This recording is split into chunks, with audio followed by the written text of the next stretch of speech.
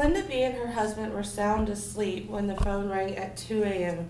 Their oldest daughter, Roy, 18, had left 2 weeks earlier to go to college in Connecticut.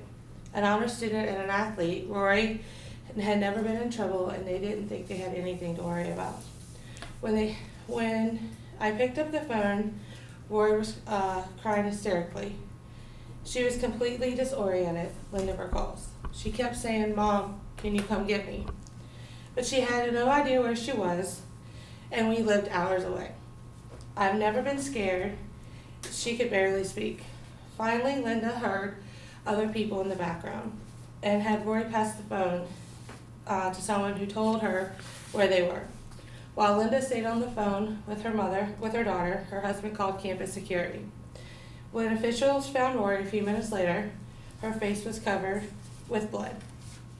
She had fallen and broken her nose, though she was so intoxicated that she hadn't even realized. She managed to tell me that she had been drinking something that was called jungle juice, Linda recalls. This story came from a 2012 Parade.com article by Emily Lisfield called "Binge Drinking is a Serious Problem for Underage Drinkers." I have done extensive research on this topic because when I was a teenager, I participated in underage drinking. And I've also seen my brother fall into the trap of underage drinking and almost lost his life. In a survey that I sent to the class, all of you had your first drink, majority of you had your first drink when you were under the age of 18. And all of you have either have kids or know someone who has kids. Now think back when you had your first drink. Where were you when this happened? Was it at home with your parents or at a party with friends? Did you just have one drink, or did you have so many that you don't remember what happened? Now think about either your kids or the kids that you know.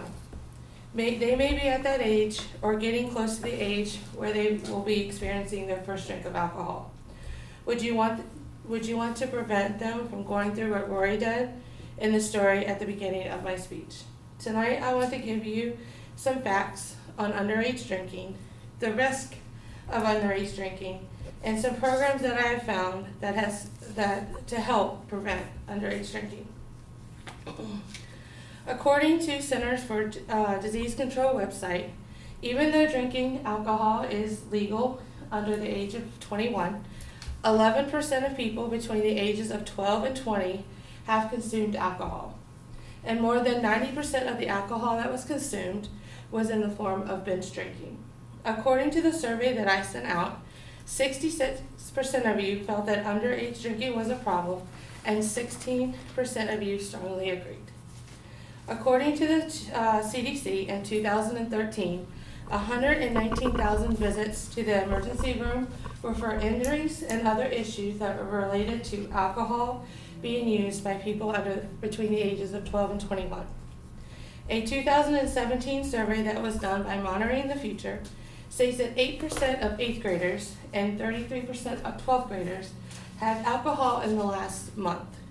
And 2% of 8th graders and 19% of 12th graders took part in binge drinking in the last month. In an April 14, 2008 article from the Alcoholism and Drug Abuse Weekly called "Tailor Underage Drinking Programs to Age-Related Issues," they cited a survey that was conducted by the National Epidemiologic Survey on Alcohol and Related Conditions in 2001 and 2002. The results of the survey states that the highest prevalence of alcohol dependency in the U.S. population was in youth between the ages of 18 and 20. We have just done talking about some facts about underage drinking. Now let's talk about some of the risks that are involved. The list of risks of drinking underage that I am about to tell you is from the website National Institute on Alcohol Abuse and Alcoholism. The first risk is injuries. When you drink too much alcohol, chances of getting injured or killed increases. The National Institute of Alcohol and Abuse and Alcoholism website states from 2006 and 2010 that alcohol was a factor in 1,580 deaths from motor vehicle crashes, 1,269 homicides, 245 alcohol poisonings, falls, burns, and drownings, and 492 suicides.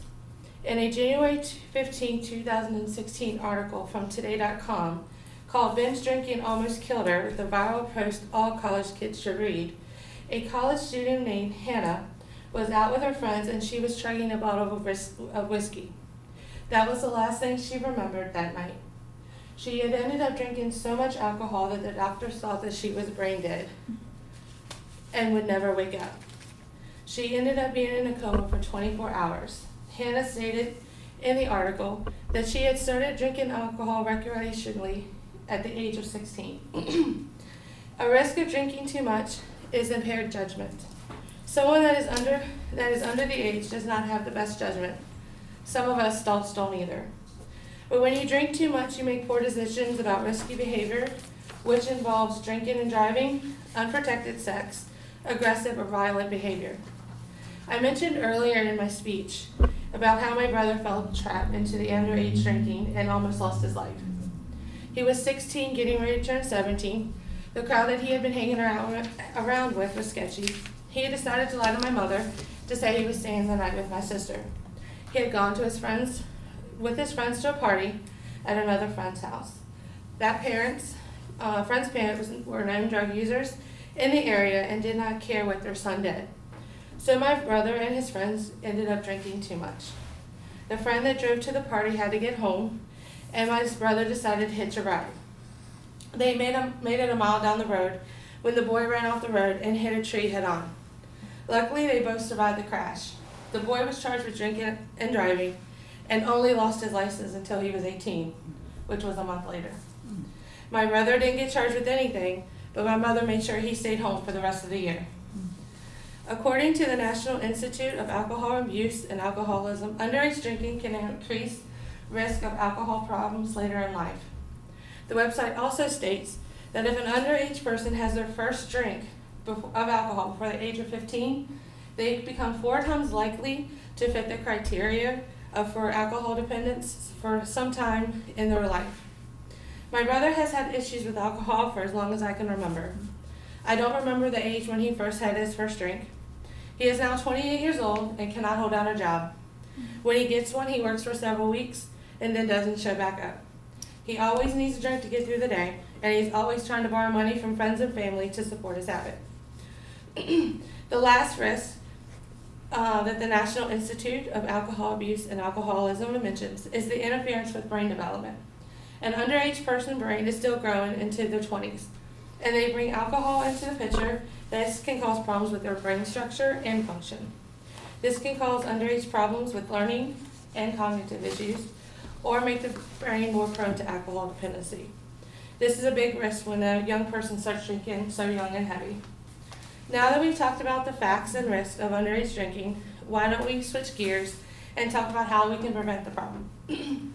A focus group was done in 2016 by a group of people from the Florida International University of Miami called the Developing an SMS Intervention for the Prevention of Underage Drinking.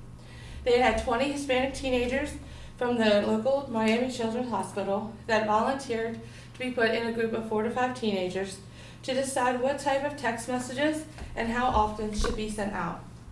The results of this focus group were that 2 messages were to be sent out a week with alcohol-related text messages, and the teens that received the messages would reply back to acknowledge that they had received these messages.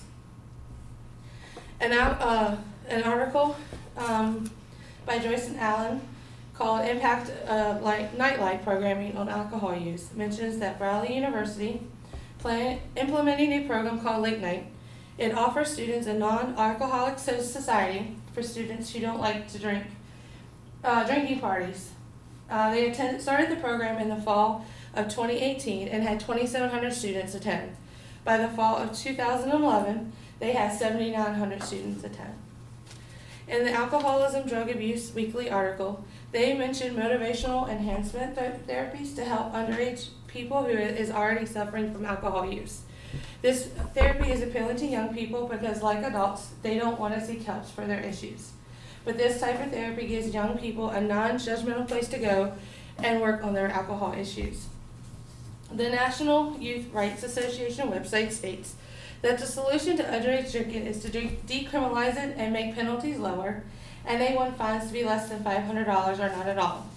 This website also states that the state should lower their drinking age as part of a pilot program. In my opinion, I don't agree with this.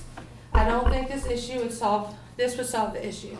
It would cause problems to be much worse. Young people don't have the capacity to make sound decisions, and they're not able to handle the alcohol.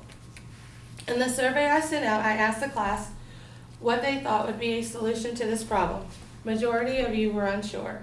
This is a hard problem to find a prevention for due to so many ways for underage people to get access to alcohol. In closing tonight, we have talked about the eye-opening facts about underage drinking, the risks that are involved when a person underage drinks, and I've mentioned a few things that are out there to help prevent drinking underage. Remember the story at the beginning of my speech about the college student named Roy, or the story about Hannah. Please, if you know a young person that is getting close to the age where they will experience their first alcoholic drink, talk to them about what is the reasonable way to go about drinking. You may just end up saving their life or someone they know. Thanks.